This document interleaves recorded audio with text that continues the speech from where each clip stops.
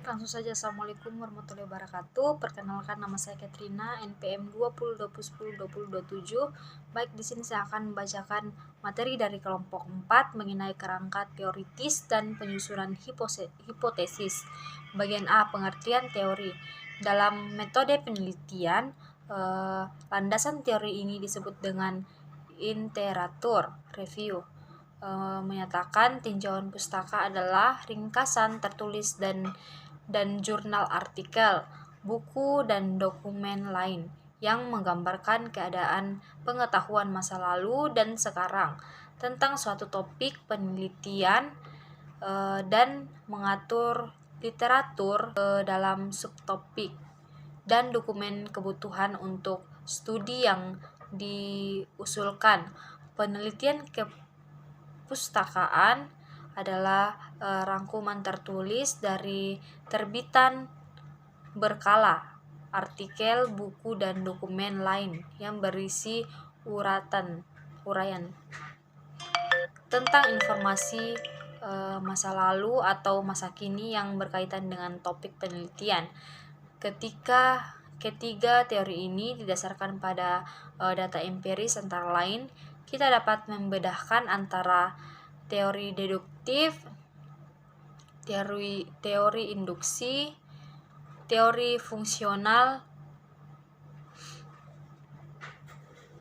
Teori adalah alur logika atau penalaran yang merupakan seperangkat konsep, definisi, dan proposisi yang disusun secara sistematis. Secara umum, teori mempunyai 3 fungsi, yaitu untuk menjelaskan, explanation atau meramalkan, dan pengendalian kontrol. Fungsi teori dalam penelitian. Teori yang digunakan dalam penelitian ini memiliki beberapa fungsi. Yang pertama, berfungsi untuk meringkas dan mengedit pengetahuan yang ada di bidang studi.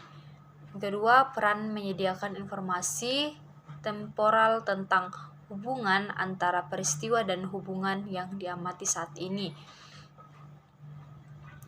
Yang ketiga, membantu merangsang pengembangan pengetahuan baru dengan memberikan arahan untuk menyelidikkan lebih lanjut. Cara menuliskan landasan teori. Dalam menulis teori, yaitu yang harus diperhatikan terlebih dahulu diantaranya adalah nama penemu teori, tahun pertama penulisan dan tempat, penjelasan ilmiah teori, dan hubungan teori yang ada dengan upaya penelitian guna mencapai tujuan atau target. Penelitian, tingkatan dan fokus teori.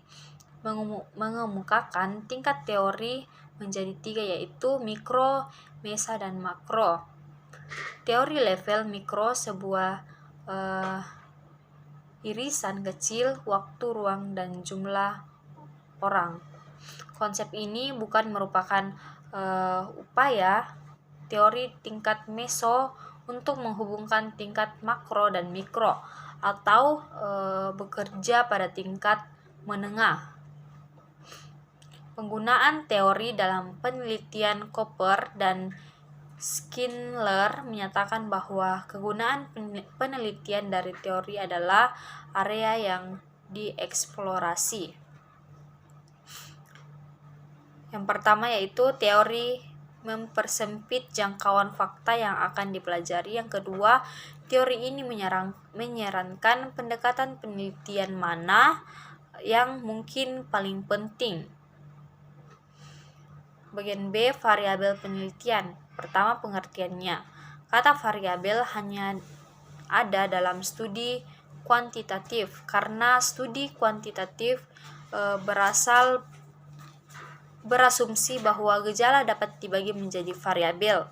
Jika Anda mengajukan pertanyaan tentang apa yang Anda teliti, jawabannya terkait dengan variabel penelitian Anda.